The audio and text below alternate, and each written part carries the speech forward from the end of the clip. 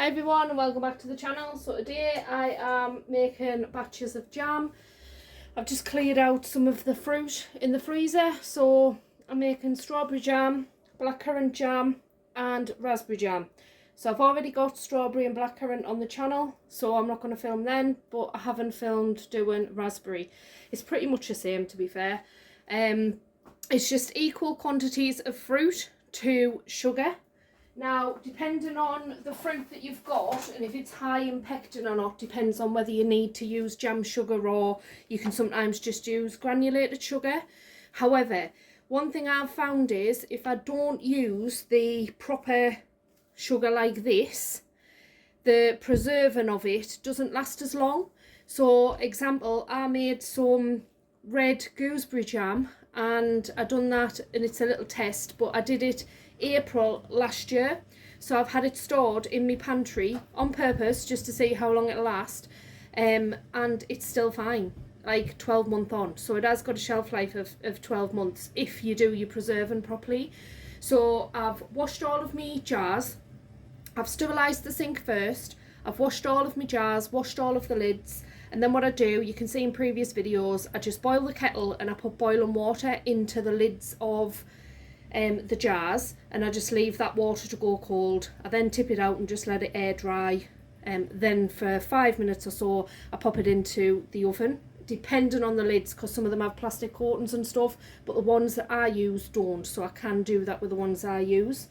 And the jars, again, I wash them all out and I rinse them with cold water, and I put the jars into a cold oven, cold jars, cold oven, gas mark 1, and then I just leave them in the oven to heat through. And once the water out of the jars is gone, that means they're sterilised, to me anyway. So all I'm going to do in here is I've got my raspberries. I can see there's a couple of strawberries in there, but it doesn't matter, but it's mainly raspberry this. So I'm just going to put a low heat over this. I'm going to put a touch water in, but not much, because water and fluid will come out of the fruit, and I'm just going to let that soften down before we put the sugar in.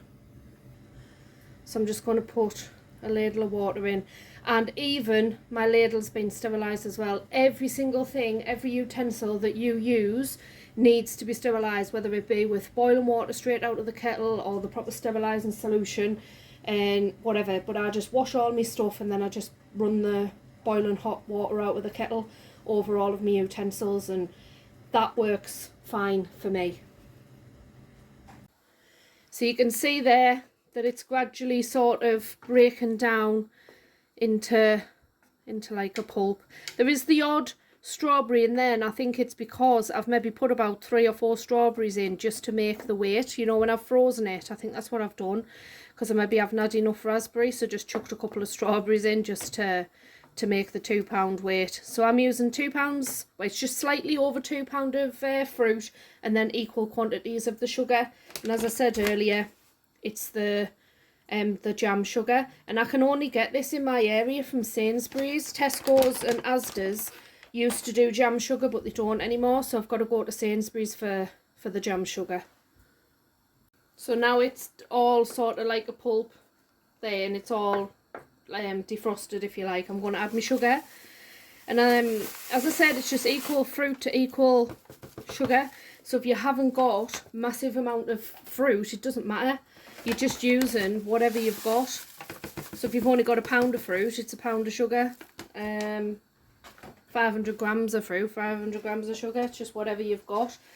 The blackcurrant one that I did, I had £2 of fruit. There's just over £2 of this raspberry, like, but there's £2 of fruit, £2 of sugar, and that's made 6 jars. And then, wait, jars, when I say jars, it's like these little ones, and one of these ramekins here, I just put it in there, and that's what I'll use first because it wouldn't have filled a jar. So our sugar's gone into here, into the raspberry one, and then I'm just going to stir it round just until I can feel that the grains of the sugar have dissolved, and then I'm just going to leave it and slowly bring it up to a boil. And then what you want to do, you want to have it on a rolling boil or a rolling simmer I've got a thermometer, which I never used to use for jam, but I've used for the blackcurrant, and it's made it easier, to be fair, just to know what, you know, when to jar it up. And yeah, so, or when it's coming to a rolling boil, I just leave my spoon drip like that, and when it starts to like not drip as fast and go thick on the spoon, that's how I know that it's done. So I'm going to roughly guess that I'll probably get about 7 jars, I think, out of this one, because there's slightly more fruit than what I use for the blackcurrant jam. So we'll just have to see how it goes. So I'm just going to leave that now, come up to a rolling boil and bring it up to temperature. And that's the thermometer there, and it's the same one that I use for the fudge. So for the fudge, I always take it up to this mark here, which is the soft ball. But for the jam, we want it slightly lower. It wants to be anywhere from 100 to 104.5 degrees in the pan, or when you hit your jam mark. So I'm just bringing this up to the boil. I've got my thermometer in there now, so I'm keeping an eye on the temperature, and I'm just stirring just every now and again, just so that it's not catching on the bottom. I don't know why, but with the red sort of jams that I do, like the strawberry and what have you, they end up with like what we call a scum on the top, which is the like foamy stuff that you can see. So what I tend to do is, just before it's reaching the boiling point, I just put a little bit of butter in and then mix that around, and then eventually the scum should go from the top. And hopefully you can tell it has gone down a bit. There is a little bit in the sides there, but it will go down. It's not inedible. It's just some people don't particularly like to put it in the jars because it doesn't look very appetizing. But like I say, if you put the butter in, it does reduce it down quite a bit. And if you want to take it out, you can spoon it out at the top. And I know some people who use it for mixing with natural yogurt and stuff, so it's not going to waste. But yeah, there's not that much now. But yeah, it's not inedible or anything like that. It's just purely because it just doesn't look very nice in the jar. Doesn't look as clean in the jar. I think that's what it is anyway. But yeah, just try and get as much of it reduced down as what you can. So I've got all of my jars, and they're red hot because they're out of the oven. And that's what you want, a hot jar and your hot jam going in. So I'm just going to move my jam over closer to these, and that's up to temperature now. Let's have a look. Right there. And then I'm just going to use my funnel to scoop into so you've got your hot jam going into a hot jar. And just fill it up as much to the top as you like. These have all been sterilised as well, so this I don't know what it is, colander thing, that's been sterilised, so is me ladle. And like I say, there might be the odd little strawberry in there, and I think that's because I've added just a couple in just to make the weight when I've froze them. And this is last year's fruit, so I just had a rake in the freezer just to see what I had left. And I've still got, I think, 3 or 4 bags of mixed fruit for mixed jams or compotes or whatever.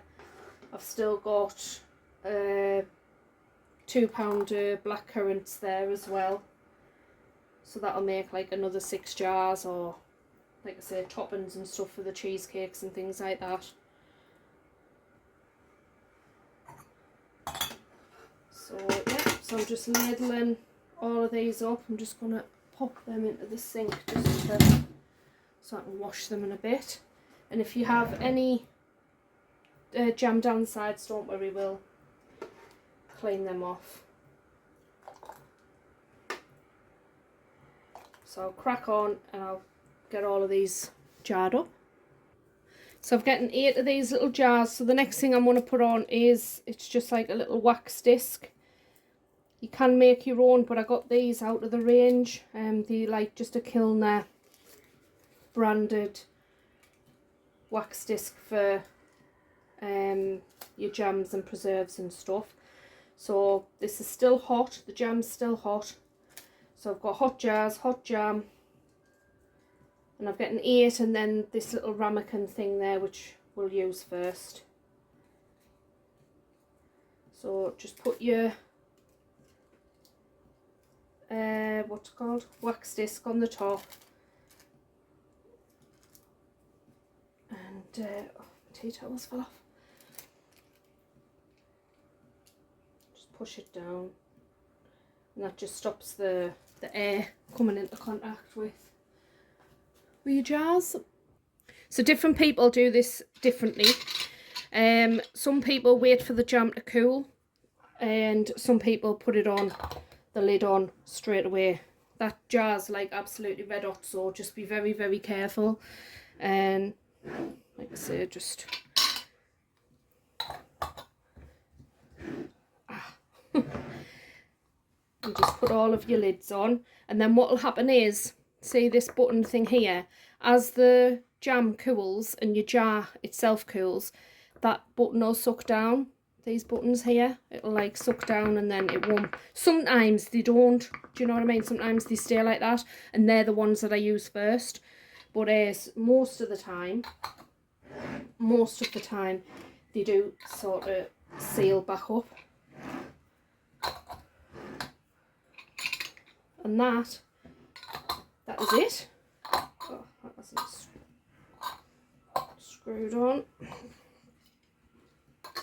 And that's it, that's the jam done. So I'm just going to leave them there to cool. I'll make sure that all the lids and that's on properly. See, that one is not. And then we'll just leave them to cool. And there you go, guys.